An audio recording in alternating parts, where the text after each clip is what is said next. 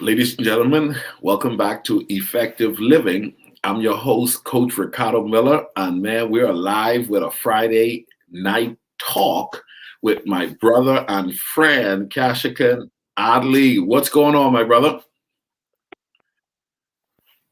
Hey, Coach Ricardo. It's a pleasure and an honor to be on the Effective Living Show.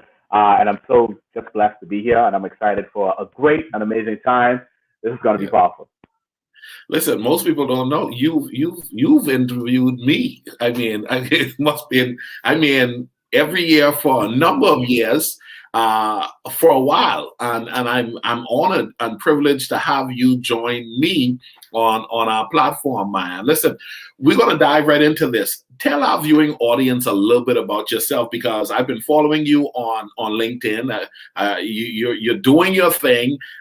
You're a man of many talents, and you show up and you deliver every time you show up. It is important that our audience know who is this guy. Tell us a little bit about yourself. Well, of course, as Coach Ricardo Miller said, I am Keshaghan J. Adderly. I am a husband. I am a father of one amazing son, Isaiah. And of course, I'm a radio and a TV personality. I'm also a speaker.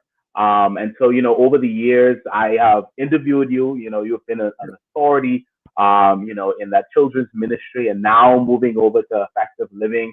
And so, you always brought just a wealth of information. And so, I use my platform on radio, in podcasting, just to be able to give young persons and persons at large a way to be able to share their giftings and their talents with the wide world.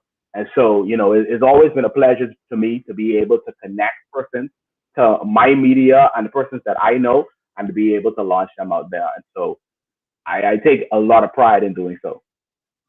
Kashia, you rise early, you go to bed late, you do on campus meetings, you do virtual meetings, you do in-person meetings. Man, where did the passion initially ignited itself? Where did it come alive? When did you realize, you know what? I'm supposed to be the guy for the most part behind the mic. I have the gift of gab, or I have the understanding on how to deliver from this standpoint. When did that come alive for you? Well, a lot of persons, their greatness comes from a personal pain in their lives.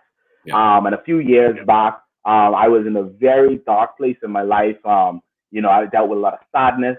I dealt with a lot of suicidal thoughts. And to be honest with you, I thought that the world would be better off without me.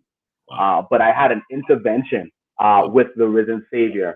And since that moment, my life has been, how do I impact this generation and the next?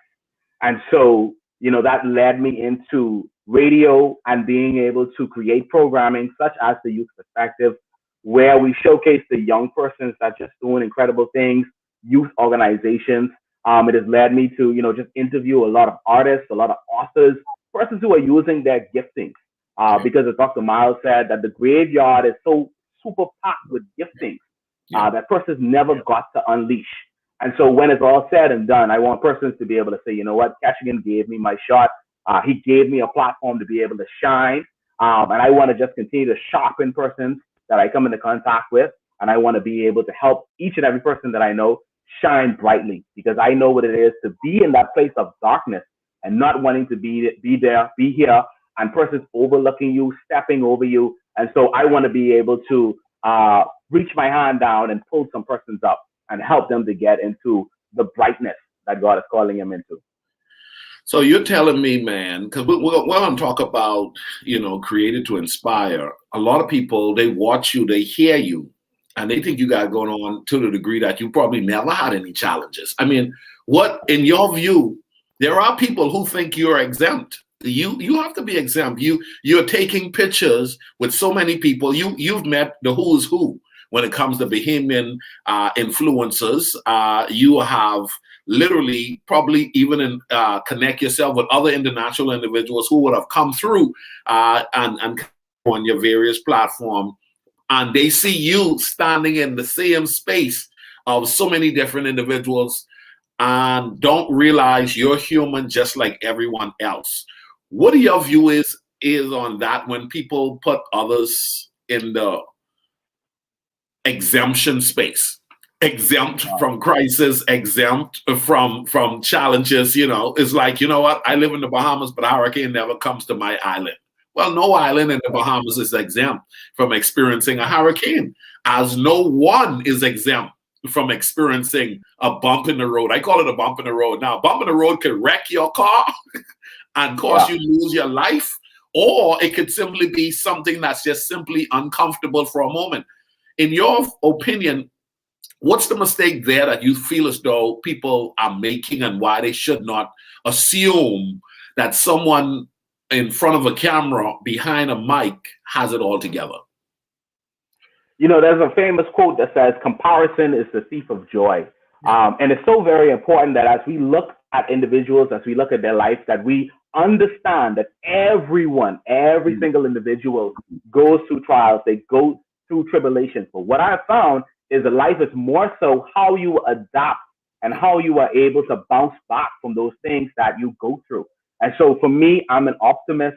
I look at the glass half full rather than half empty. And so that's really how I look at my life. And I think I stand out because of that. I think people look at me very strangely because I'm always smiling, and I really do sing because I'm happy. All right. And no, every day is not the best. No, I want some things to change in my life, and I'm constantly growing.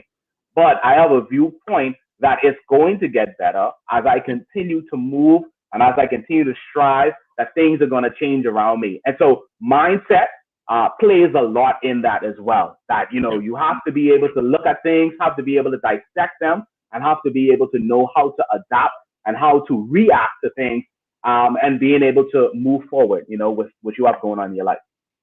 What made you be okay with offering your service? Because then you got to a point where you decided, you know what? I'm not only going to do this as a job, I'm going to offer my service. That's major. What made you offer your service and then put a price to it? Because, it's one thing to just say, hey, man, if you need me, call me. And it's another thing to say, hey, if you need me, call me, and I'll send you an invoice. Yeah, I think that I would be honest with you, it took me a long time to be able to get to that place. And sometimes when you look at the habits that you have, and when you look at the way you do things, you just need to track back in your life, and you could be able to see where those things come from. Because I was a person who dealt with low self-esteem, because I was a person who dealt with not valuing myself, I had the propensity sometimes to undervalue myself. And so it would be those times when people would call on me, and, I'd be like, hey, whatever, I'll come, I'll do it for you. But then, I left feeling used, I left feeling abused. And so life forced me into that place. And I realized that there's a different level of respect that comes to you when you name your price and you say that this is what it costs, and persons respect you for it. Because we know that if it's too cheap or is undervalued, then persons are not going to respect you for it. And so I encourage persons to name your price. Let persons know that you are a professional, and you are good at what you do, and that requires an exchange. Man, listen, I appreciate you say that, because my price going up in there. July is my anniversary month. Prices go up, everybody. Prices are going up. Yes, sir. I have come to learn and accept that I do have value, and I need to rest on appreciating my value that I bring to the marketplace. You said something. You talked about, self-esteem. You talk about how does a guy behind the mic have self-esteem issue? The guy in front of a camera has see, a lot of people think the guy in front of the camera, the guy who's holding the mic, he's egotistical, he feels he's all that, and you're prepared to, obviously, you've trained yourself to become skilled in what you do. So whenever the camera turns on and the mic is say go, you're ready to ask a question and deliver, because that's what you do. There are people who don't know that there was a time once, like you said, I had moments where I didn't want to be the guy in front of the camera, or I didn't feel as though I can hold a mic. What were some of the things you did to gain confidence in owning your space? I think that, when you look at being proficient in something, there's a rule that talks about the 10,000 hours, right? Yep. And Yep. so I would have got the software to start Yep. editing audio when I was in grade 10, right? Nice. And so I produced my first radio commercial in grade 11 for Key Club. And so when I became, which year was this? Because I want to make sure which year did you leave right, high school? I left in 2006, the class In of 2006, Queens College. QC. So QC, you're a graduate of QC. Yes, sir. Nice. I think your mom and I were in Toastmasters together. She was a Toastmaster for a while. Yeah, I'm a big supporter and believer and a promoter of the Toastmastering program. Go ahead, talk to us about that development stage that you were walking through. Right, and so when I became the president of Key Club, what it caused me to do is, I would have to go to Kiwanis meetings, and so as the president, you have to speak, and so being able to get put into those situations where you had to speak in front of adults, and then also I was a DJ. And so, at grade 10, 11, and 12, I was DJing for persons, 45, 55, 65. And so, I was always in a space where I was around adults. And what I found is that, you have to get comfortable with being uncomfortable. Mm-hmm. And so life is just made up of those uncomfortable situations. And it's really how you adapt in those areas. And so putting myself in those areas, not that I always wanted to be, but really just seizing the moment, and that's really one of my favorite quotes from Muhammad Ali. He said, seize the day, don't let the day seize you. And so I seized every one of those opportunities to get into those rooms, to speak confidently. Obviously, I went to school. I graduated from SUNY Plattsburgh with a bachelor's in audio and radio production. And so that also was the breeding ground for a lot of the stuff that I did. And I think once I built up that proficiency, it was just easy for me to be able to do it. And so now I get up and I kind of do it in my sleep. But it's practice. It's that 10,000 hours. It's getting myself in those uncomfortable situations, and then rising to the occasion. Because on my job, sometimes you have to introduce or rather interview prime ministers, cabinet ministers. You might not be even familiar with their portfolio. You got to get the white pages right quick and see, okay, what is this portfolio? What is her portfolio? And you have to be able to be knowledgeable of current events. And so at least you could be able to get that first question off and be able to flow from there. But it's about being able to flow in the groove, be able to find your niche, and being able to be as confident as possible. Even if you're shaking below, you cannot let them see you shake. You said a few things that I want us to dive in, because tonight we're dealing with, created to inspire. There's something you have to offer, ladies and gentlemen. As you're watching us, you have something to offer. You said, this is what you said. You said you were DJing. Okay, you were the president. You had to make presentation, but yet you had some internal struggles going on. And later on, you find yourself on a job, providing a professional service and becoming a recognized name and voice within the country. I want to dive into the fact that our insecurities, our unsureness about ourselves and our gifting ought not hinder us from being who God created us to be. But a lot of people do. They allow their timidness to accept the opportunity to grab the mic. They allow their reserve, and that's not me. You tapped into, I have a skill, I'm going to be a DJ, I'm going to be the president, but yet I'm still somewhat struggling with some internal stuff.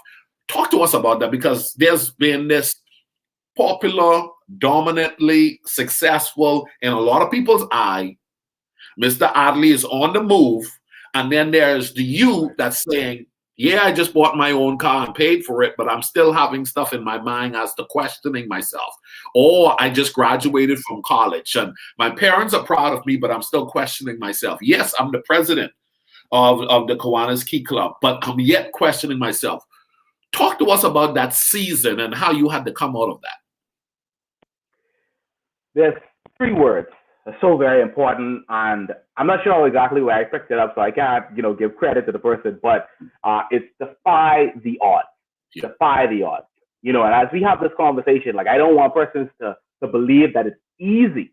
Yeah. But when we talk about defying the odds, we're talking about those limitations that you may have in your mind, those limitations that you would have had from past experiences, and being able to rise above them. All right. Apostle Raymond Wells said at one time that where you are now is not your final destination. Right? Where you are now is not your final destination. And it's so important that you see yourself in the future. You see yourself better. You see yourself what you could be. And then you start to work toward that vision of yourself. And what does that take? That, if you need to learn how to speak better, or you need to learn how to be a better communicator, or you need to work with relationships. There's so many books that can help you with that. There's so much persons like yourself who are offering these skills that persons just need to tap into. They need to get a mentor. They need to get in a class. They need to get something that could be able to sharpen their skills. And, one book that's really powerful a few years I read ago, Joyce Meyer, she talked about the battlefield of the mind. And so the mind is so very important in our daily life. Some of us wake up and we are already fretting, and we are already in a depressive and a saddening state because of what is going on around us. And granted, I got to let you know that some persons are in some dire straits because of what we have went through with the pandemic. Yeah. But the difference between those who succeed and those who fail is their mindset. When they wake up in the morning, they say, listen, I have another shot at life because everybody didn't wake up this morning. I have another 24 hours. And so what can I get done? One step at a time, one day at a time, one opportunity at a time. And so that's how I live my life. And I take the favor that's given to me. I give as much persons opportunities as I can. And then when the time I'm called upon, whether I'm scared or not, I take the opportunity, I seize it, and I crush it. Crush it. You have to crush it when you get that opportunity. And you have to make the most out of that, of every opportunity. Man, ladies and gentlemen, just not, you just got to decide, I'm going to crush it. Do you know, I made a commitment a few years ago. I said, listen, you just have to be so good that you can't be ignored. And that the opportunities will present itself if you're really good, right?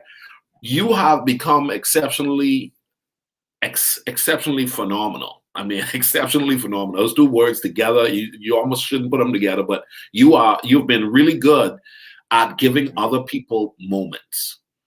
When you have a gift within your own self and in your own right to be developing your gifting, you're doing that.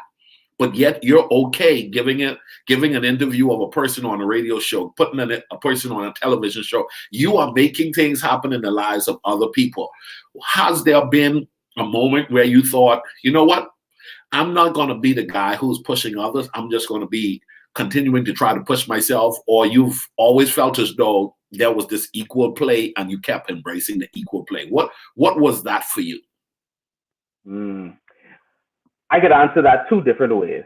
Another quote that I live my life by, written by Jim Rohn, all right? He said that service will lead you to greatness, all right? Paraphrasing a little bit. And so for me, it's very important to serve others, right? And so that's why I continually use the platform, because I've been asked this question by other persons, and they say, man, do you ever get tired of, putting people on and giving them opportunities? And so as I said, no, because at the end of the day, you will be remembered by the opportunities that you give to other persons. But now lately, since 2020, we've gone through the pandemic and everybody has been pivoting. I've went on a journey to me, all right, to a journey to me. And so I've been looking, how do I improve myself? Okay, what do I need to do to really be able to now take it to the next level? Because I think, some persons can get to a place where they plateau in their life, where they get to a certain place, and they can't go any higher. And so it's very important that we as individuals, even though we're giving opportunities, continue to enhance ourselves, continue to dream big dreams, and continue to go after it, to continue to be an inspiration, not just an inspiration a couple of years ago, but as we move forward and as we get older and as we continue to have persons come into our midst. And so that's what I've been doing, not just giving persons a platform, but also now ratcheting up my work ethic on myself, my content, and what I want to bring to the marketplace and indeed the world. Wow, wow, wow. Well said, man. Well, I've watched you for a while, and I said, if it's one thing I'm telling you, and you're always a text away from me whenever I land in the Bahamas. You say, hey, let's make it That's happen. it. I'll get you on TV. I'll put you on radio, and I appreciate that. I appreciate it. As a matter of fact, there's been a number of times I've done recordings where I would not have even been in the country, but yet Yeah. you interviewed me, had it aired, and I had people contact me like, I thought you was here in the Bahamas because I listened to you on the radio, and so thank you so much. Let me ask you this: in 2020, we all experienced what the world had to embrace, and that was this COVID-19 global pandemic. When you talked about pivoting and having to make an adjustment, how was that for you? I mean, you have always appeared to continue to chuck along and develop yourself in a way that kept you moving forward. But did you find yourself at a halt where you ended up at a roadblock, totally stopped and not doing anything? Or did you find yourself literally adapting quickly to a place where you were equally as busy or as engaged, and I'm grateful that you were able to capture what some may have not captured, and that is opportunity in the midst of a pandemic. Yeah. I think just like everybody else, I was shocked. And I think I did come to a halt because, it's interesting and, it's very unfamiliar to have freedoms Yeah, and then be on a forced lockdown, yeah, where you had to stay in your house and, stay in your yard and stuff like that. And so that was crazy. But now as a member of the media, obviously I could be able to traverse the street. yeah, But what I found is that, and it's very important, this is an important note I want to drop here. The persons that I follow on social media yeah, really helped me during that time. And so I follow, a lot of persons who, six-figure earners, $1 million earners, yeah, billion-dollar earners. And I kind of just looked around and saw what everybody else was doing. And I yeah, noticed that a lot of persons were putting out ebooks. yeah, And they were going on, sites like Gumroad and they were selling those. And so yeah, I said, hey, I have all this time, yeah, what could I do? And so yeah, I said that, what, I love podcasting, right? yeah, And so let me write an ebook on podcasting because I've been doing it for quite some time. When I was in college, I did a couple seasons of it. And then when I came back home, I started podcasting.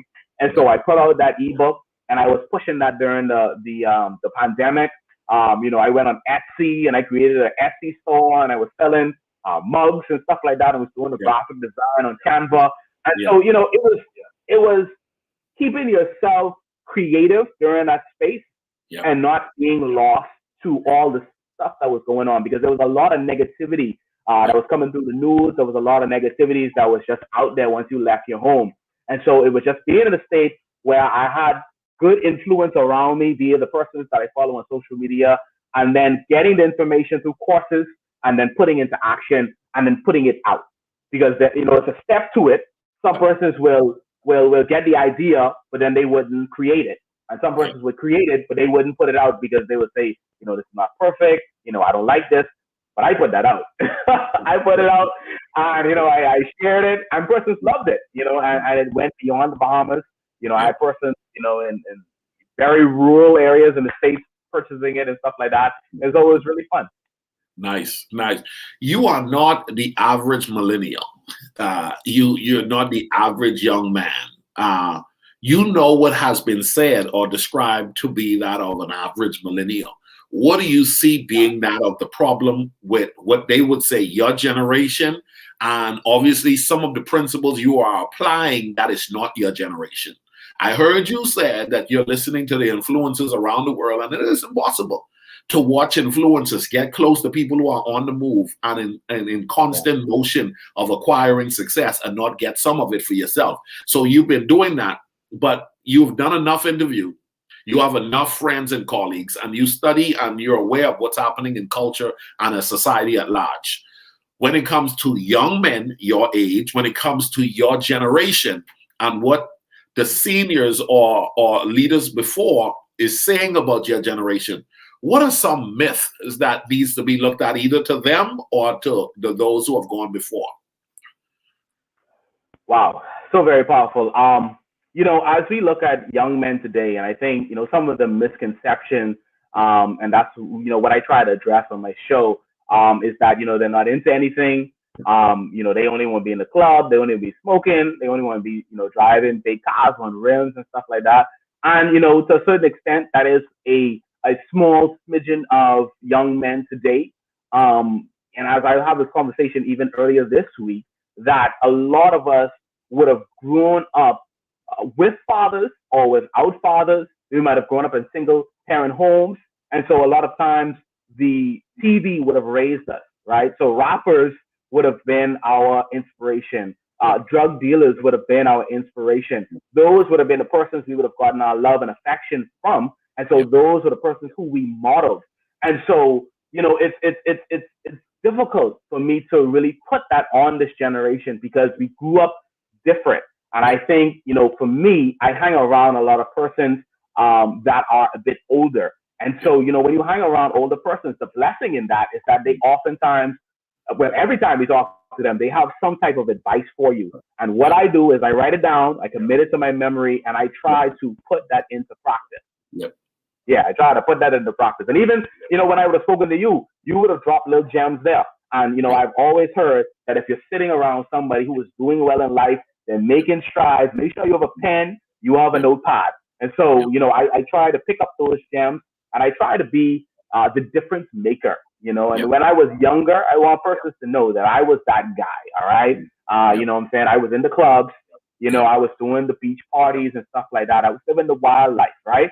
But there comes a time in your life when things change for you. And you said that, what? I don't want to accept that anymore. I don't want to settle for that anymore. I want my life to look different. And so you change the persons that you're getting your cues from. You change the persons in your circle, which is oftentimes difficult because these might have been young persons that you would have grown up with, persons that who would have been there for you during just troubled times. But you understand that where you're going now, everybody can't go with you. You understand that where you're headed now, there's only a select few. All right. And so you have to be able to make those difficult situations, those difficult decisions rather, for a better tomorrow. And so, that's what I had to do. That's what I continually do because it doesn't stop. You have to continue to do it as you get older, and as you learn more, you apply more. Well, as you learn more, you apply more. Someone needs to write that down. The goal is not just to learn more. Did you hear that? The goal is not just to learn more. It is to apply what you have learned. Okay? Information collected but not used is useless. As you learn more, you want to apply more. Now, you said that pulling away and committing to the principles that you're discovering from those that may have been considered older than you, those who are more progressive, or is actually doing something enough that you can glean from. You had to make a decision also one day that in spite of my friends and in spite of my culture and in spite of what popular opinion is about young men, I am not going that way. Talk to us about a significant moment in your life where you realize I have to walk away from some people, or I have to decide to disconnect myself from a behavior that if I continue, it's not going to be the best behavior, habit, or way of life that's going to get me to where I'm trying to go. So it was a critical junction in your life where you chose to do what someone may say, boy, he joking, boy, he used to come out every Sunday evening, or he don't even put rims on his car no more, or he don't buy his treads no more. What was the thing that you decided to do that you may have become accustomed to do it, but you chose to walk away from it because you understood that destiny demands either you delayed gratification, or it's you're burning the midnight oil, or it's you're making an investment that's others don't know, but at the end of the day, you have to make a decision, and some people won't understand it. What was that like for you? I want to give you two moments, if that's all right. Yeah.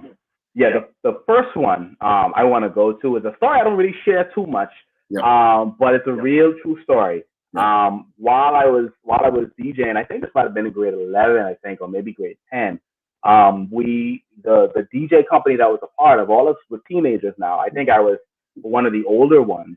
We had this event called City Lockdown. Is at BCPOU Hall, when person still used to have events there. So this a little while ago. Yeah. And yeah, I came up, I think, around maybe 10, 11 o'clock, and I played just three songs. And if you ever went to, dances back in the day, what happened. Guy stepped on somebody's tennis, Yep. right? And the shoving started, and the whole place broke out in the fight, right? So they ended up having to call a police bus.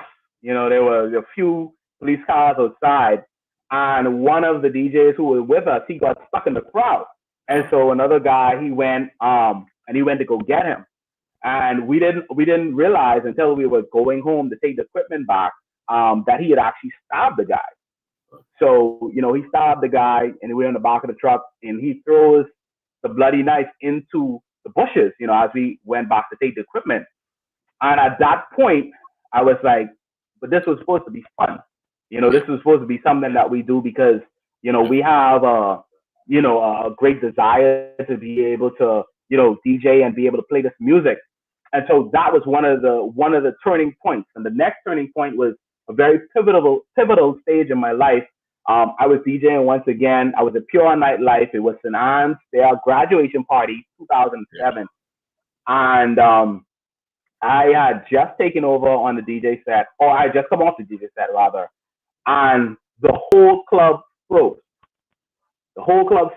And I could remember all the guys were standing next to me, everybody having a good time. And at that point, in that moment, I had an experience with God right there in the club, bottles everywhere, smoking, all that stuff. And at that moment, I was like, okay, he's calling me for something more than that, something more than this life that I'm living. Because that lifestyle also lent to my low self-esteem. Because when you were doing really good, they would applaud you.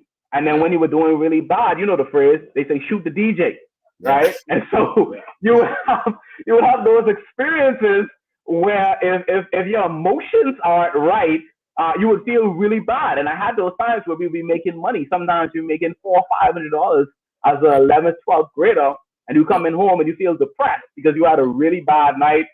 People absolutely hated you that night, and so a lot of craziness. And the next week after that, I gave it all up. I had at that time we were still DJing on CDs. I had these 2 big cases. We used to carry around the CD cases.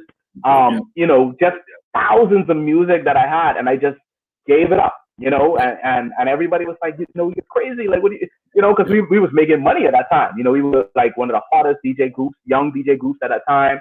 We was getting booked every weekend. We was on every big event. But I realized that to be able to get something greater, you have to be able to give it up, and I want persons to remember that good is always the enemy of great. Jim Collins wrote it in his book. And so you have to be willing to give up the good or what seems good now for the greater later. For the greater later. Well, that's a preach word right there. For the greater later. Ladies and gentlemen, did you hear it? For the greater later. And that is so important. Listen, what would you say is your 3 greatest principle when it comes to inspiring people? I mean, your goal is to provide service to humanity. What comes to mind for you when it comes to, hey, listen, this is what it's all about. These are foundational principles that I live my life on when it comes to dealing with people. Yeah. One, and I talk about a lot of books tonight, but one this is good. Book that really changed my life. It's good. When I joined a group called Collage Entertainment, this would have been when I had first gotten saved. It was my first year going to Youth Alive. First year going to Youth Alive, and I was introduced to Collage Entertainment at the time, and they did a lot of the dramas at BFM at that time. And before joining the group, you had to read the book by Dr. Miles, The Purpose and Power of Vision, right? And you had to actually talk about it and say what you learned from it before you even join the group. Some groups you listen in, you need to get some persons reading the book before they join. But that's another topic. Listen, you just helped me out just now. Go ahead. Yes. And so vision being, one of those principles. All right. And so, having those goals, but not just goals, but having the goals with deadlines, beginning with the end in mind, understanding where you want to go, what you want to achieve, and what it's going to take to get there. And do I need help getting it there? And I think, if persons really take that aspect of having vision more seriously, they would be more, aggressive about their life. Because, you don't want to be casual about your life and end up becoming a casualty. You want to be very effective. You want to be very efficient. And you want to be able to take these days seriously and be able to do as much as you can while you can. All right. And so I think that's the first one. I talked about it a little bit earlier. Defy the odds. Where you are now is not your final destination. Don't get stuck where you are. Don't get stuck in the situation you are. Many persons. If you read any book on any influential person, you read about Colonel Sanders. If you read about the guy who started McDonald's, Ray Kroc, you would understand that they were in a precarious situation, and they had to use their mind to find a way. How do I pivot out of this? They have to look at what they have in their hands and say, okay, how can I be able to launch this? And then, of course, you have to be able to take the fear away from it. There's only false evidence of fair and real. Take that fear out of it and say, you know what, I'm going to do this. And whether I fail or not, I'm going to learn even if I fail. All right, I'm going to learn even if I don't do as well as I think I'm going to do. And then the next time around, I'll be sharper. And I think the final one is faith. All right, faith for me is very important. Faith in what's possible. All right, faith in what you want to see come to pass, what you want to see happen in your life. And knowing that with God, you can accomplish all things. That with man, it seems impossible, but with God, all things are possible. And these are not just, airy fairy, just things that we just say just to say them, but realizing that we serve a God of possibility. And knowing that I would not be here today, I would have been in the newspaper because I would have succumbed to suicide if it wasn't for a possible God, knowing that He had much more for me, and He sent persons in my life to say, "Listen, I see more in you. I see what you could be, and I see you in the future, and you look better." And they reached their hand down, and they pulled me up, and they continued to pull me up, even in those dark days, even on those days when I really couldn't see it for myself. Keshaghan, you are blessing us tonight. Ladies and gentlemen, he's coming in live from the Bahamas, and he is helping us to understand the principles he lived by, man. Oftentimes he's the one doing the interview. I surprise him and say, hey, can I interview one day, man? Can I interview you? So it's a blessing to be able to interview you. My question, we're almost done, but I want to know who inspired you the most and why? What when you look back over your life, I've heard you talk about a lot of people who you've read and you respect, obviously a lot of people that you've had the privilege of being alongside of, learning from and so forth. But who name comes to the top? Who and why? Yeah. I think I want to. I thought about this, and it took me a little while because as I've been on this journey, persons like Les Brown, comes to mind, Jim Rohn, Dr. Eric Thomas. But I want to shout out a group of individuals that's local, and I want to say that not just one individual, but I want to say the men of Living Waters Kingdom Ministries. When I was in COB, now UB, at that time, and I was just really coming into the faith, and I really didn't know, what it looked like. Those men really embraced me, and I think that as I look back through life, they taught me so many powerful lessons. And I think that their resolve as men was so strong. They love their wives. They love their wives. They love their children. They love their God, and they serve Him. They really taught me about being on time for church, and making sure that you dress and making sure that you respect those you come into contact with. And there was one moment in there that I think really changed a lot of things for me. And like I said, that a lot of us would have grown up either in single parent homes, or maybe we grew up in a dual home, but you would have still had, your parents might have not been there for you as much as you would like. And, yeah, I was in a situation where, I would have liked my dad to been around a whole lot more. But as I get older, I understand that he grew up in a generation where the father works and he provides. yeah, And there's sometimes not that emotional connection. And so kids these days, they need that emotional connection. You can't just provide for them and give them the dollars and give them the laptops and the Apple, but they want to know that you're physically there. And there was a moment that after a youth conference that we had where Apostle Raymond Wells and Apostle Ryan Bethel, they came and the Holy Spirit was there and they just started hugging, all the young men, all the young boys that were in there. And I cried, yeah, in that moment. yeah, Because as I said, as young men, we look for that emotional connection from another man. yeah, We look for that affirmation as we are yeah, growing into our own. And so I think that was a very pivotal role and a very pivotal time in my life that I yeah, felt that love from a yeah, strong male, and I saw strong males around me, and I take those principles and I take those things that I learned and I pass them on to other young men that I come into contact with. And I love them for that. I yeah. appreciate them for that. And they're still doing an awesome work, and I'm sure they're still doing it today. It's amazing you use that group because I'm a product of that group. It wasn't the same men's circle, Wow. but it's the same church led Right. by the same pastor.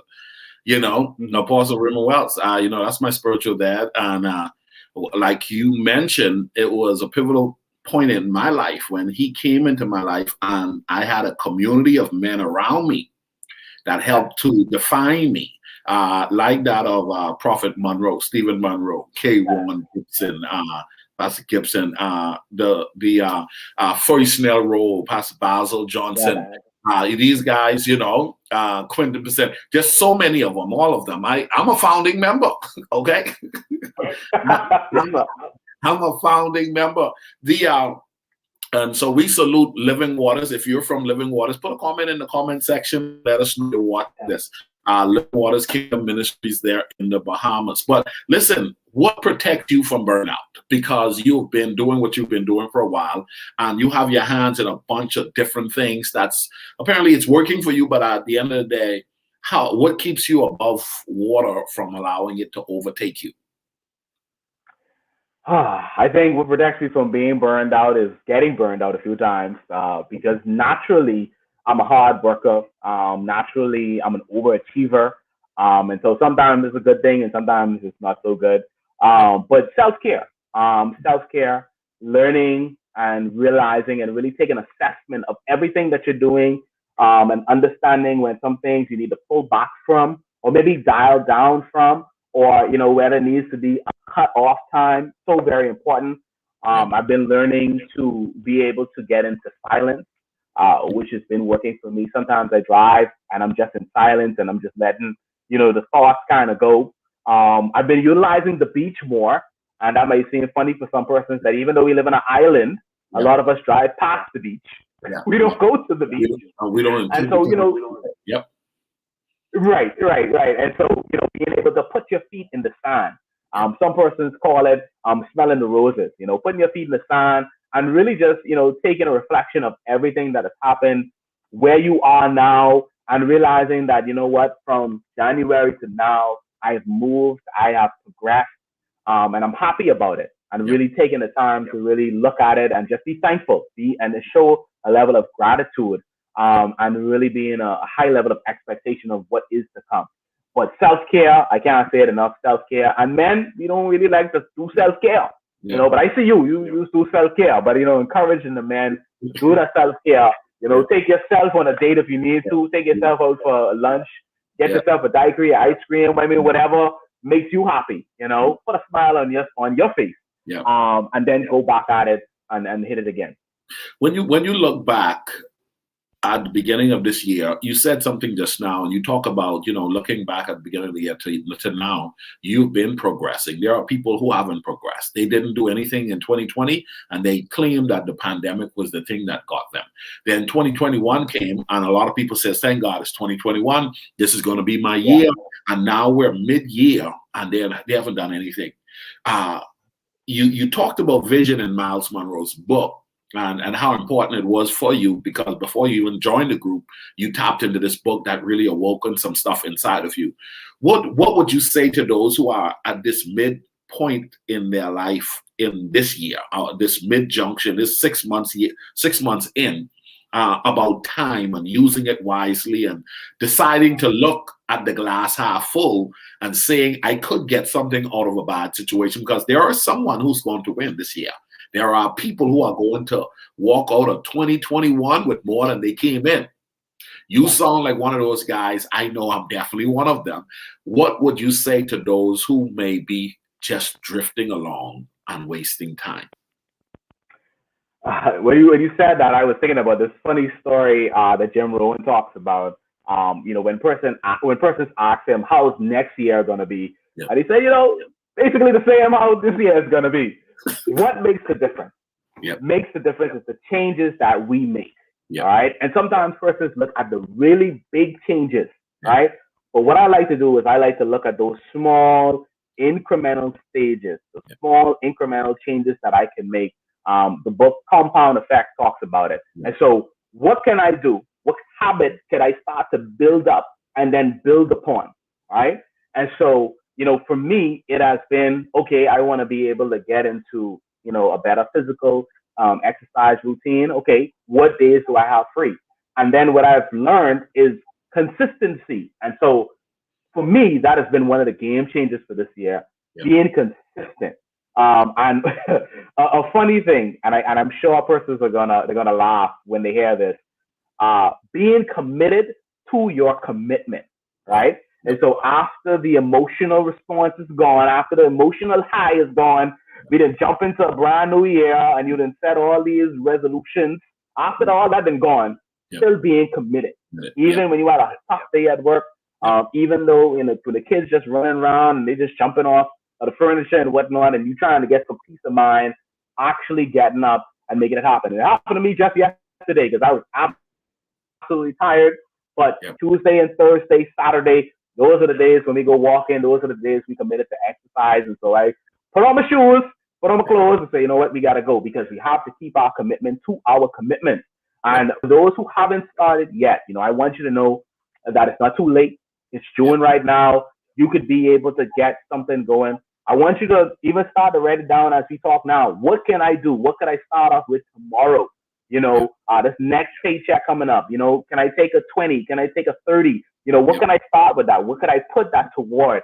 The most important thing is that you don't think about what you don't have, but you think about what you have and how I can utilize that to be able to push myself forward. And so mindset, I've been saying it all night, mindset is everything. All right. And of course, as you grow your mind, as the mind is expanded, it can never return back to its original size.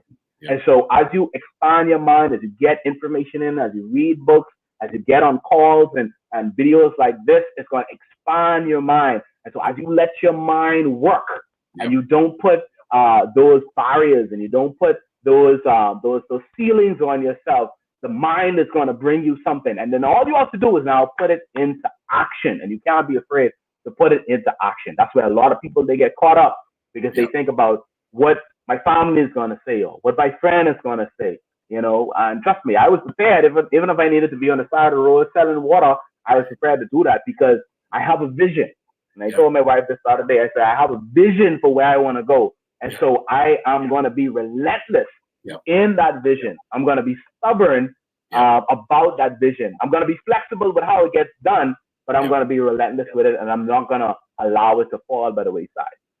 Ladies and gentlemen, Mr. Ali, he is blessing us tonight. You are listening to him live. If you are enjoying this, do me a favor and subscribe to this channel. Share it with someone and let them know. Practical truths that are being shared. I believe a life can be changed by one basic truth that somebody may have never heard before, but the light bulb turns on And that's the reason why I have conversations like this, because you just never know when the light bulb turns on. And you never know who is going to be the one that will turn that light bulb on. Somebody might say, you know what, after the night, I get it.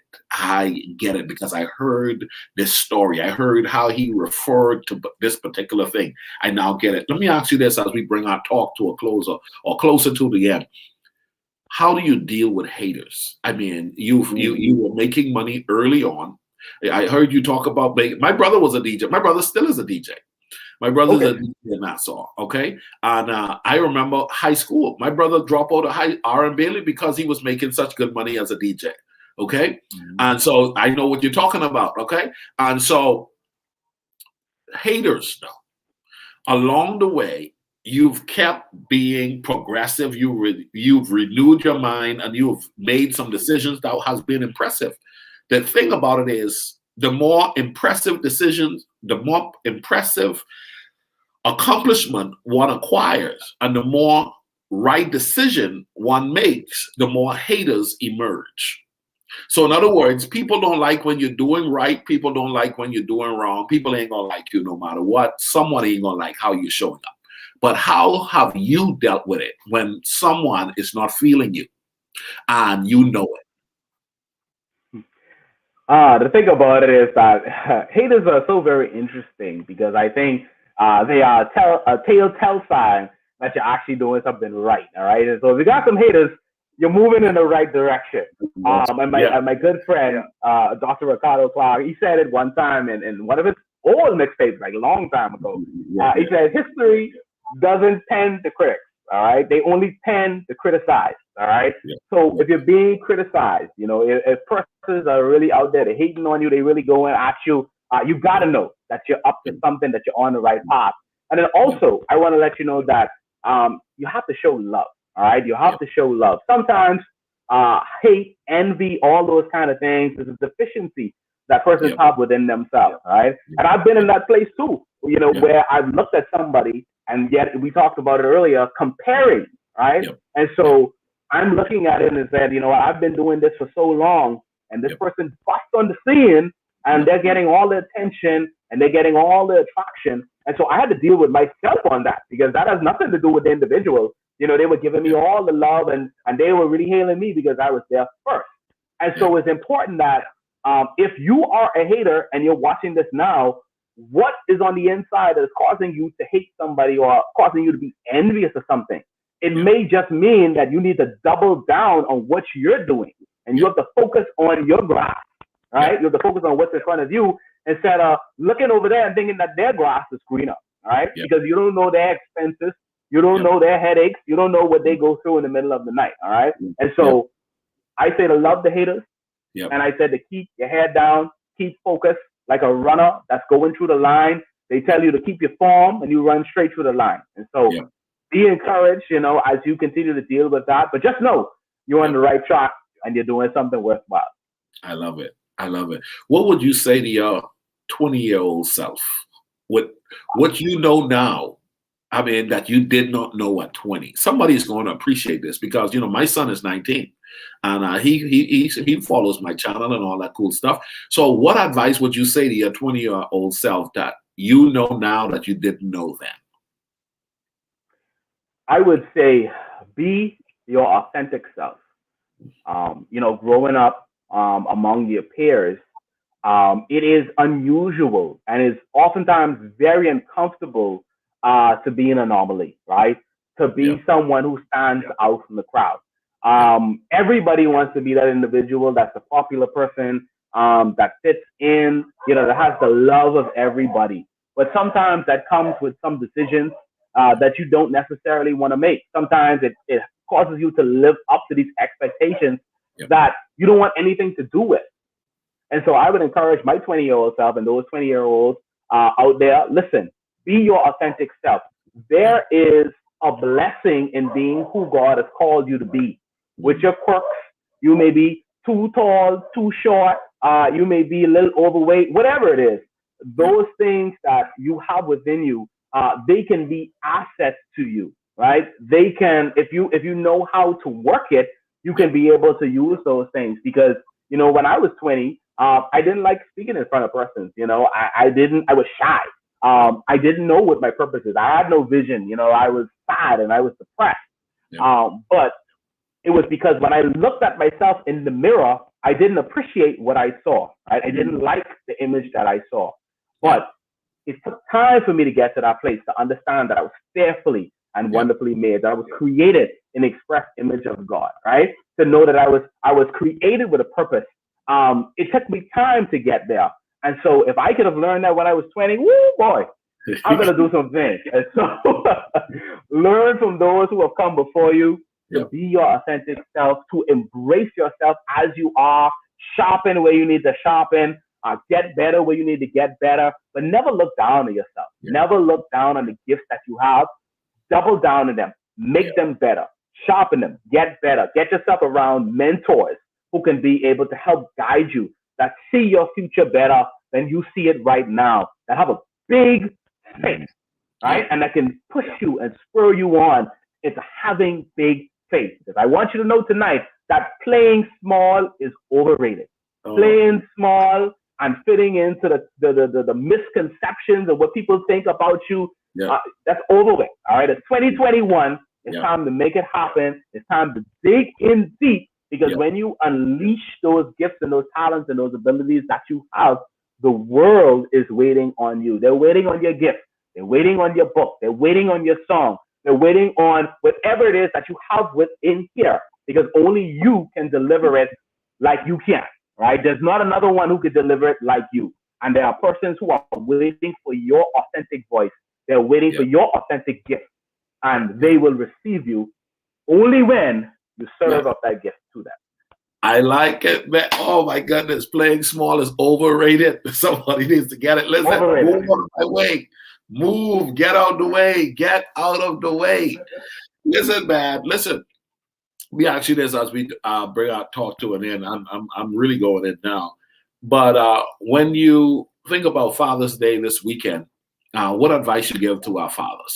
We got a lot of men out there. We got men who are present in the house, but they're absent in their children's lives. And we have men who have deposited the seed, but haven't showed up in the life of children who need their fathers to show up. And then we have men who are trying their best, but they came up in an environment where there was no example. And so even their best appears to look like it's failing their children at their current state, because what they think is good still is a struggle. And then there are those who they're just knocking the ball out of the park. There's so many different positions men find themselves in when it comes to fatherhood. What advice you give to the men that are out there today that possibly will get a chance to watch this? Well, first I wanna just say that it is a blessing, to be a man. It's a blessing to be to be a father. One of my favorite preachers, Robert Madu, he says that fatherhood is the best hood, right? And so, as we look toward this weekend, and even just general life, I want to encourage you that if you are not in your child's life, right, and if you look at let's take NBA players, right? Because the NBA playoffs is going on right now. There are some men who were in these superstars' lives when they were born, but it was the mothers who really took the time and the sacrifice with them. And then when they became multimillionaires, the father, wanted to show up.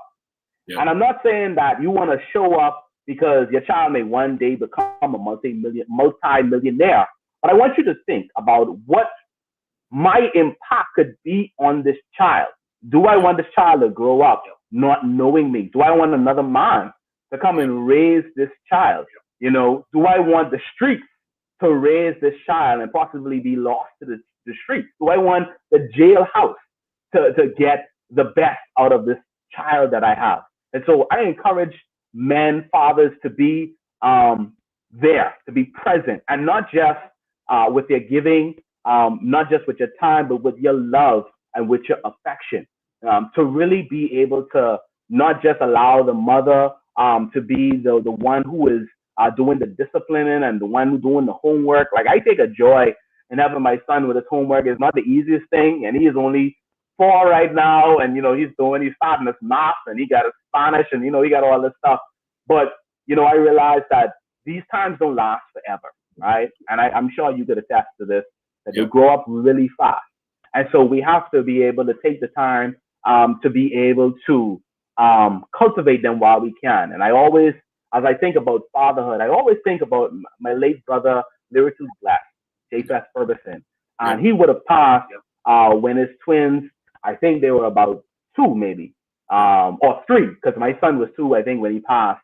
And, I just think about, my son growing up without me. And Yep. so I take my time to make sure that I'm there. I'm take my time to learn from the past and what I would have not gotten as a child. And I want to give that to my son, and I want to encourage my young brothers out there right now. You may be furloughed. You might be in a situation where you're not working. I want to encourage you to get around wise counsel. All right. Find a man, find a pastor, Yep. find somebody who's doing good in life, who you can emulate, and take some time to talk to them, Yep. to be able to get some strength from them, right? Yep. Because it's so very important that we stick together, and sometimes we suffer in silence. Yep. So it's very important that we open our mouths and Yep. we go out there and we look for persons who could be able to help us. Yep. Because you could never have too much pride to say that, what, I need help. I'm struggling in this area. I'm struggling in what Yep. it looks like to be a man. I grew up in a different environment, and so I don't know how to do this. Yep. And whoever you're in a relationship with, have that conversation with them. Let them know what it was like for you growing up. And so this might be the reason why I react like this. This might be the reason why I do the things that I do. But as I do each and every day, I pray and I say, Father, help me be a better father every day. Help me to be a better husband every day. Help me to be a better man every day. And you got to know that your last name is so very important. And so as my son carries my last name, when persons say, oh, that's Keshaghan's son, I want them to be able to say good things to him about me. And so I'm also very careful of how I treat persons, how I treat persons who come into my space, because I want my legacy, what is Yep. said about me, to be positive. And so That's, I that's, encourage all the men, continue to be awesome, continue to be yep. the priests in your home, continue to be the providers, continue to reach out there and join hands with another man, and let's get strengthened up and let's be the change that we want to see. Thank you, Cash, again. Boy, this has been some good stuff. You have shared, you have blessed us, and thank you for delivering. I know you would. And I know you would, man. I Thank knew you it. for inviting me.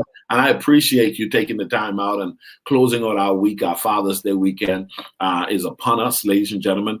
I'm going to ask you to answer a question before we close our talk out, and that would be, what does effective living look like to you? But before we do that, I want to thank all of you guys for checking in. Anastasia there in the Bahamas, Billy Johnson. Oh, someone from our super chat. Our super chat gave a Father's Day gift. So thank you guys for supporting.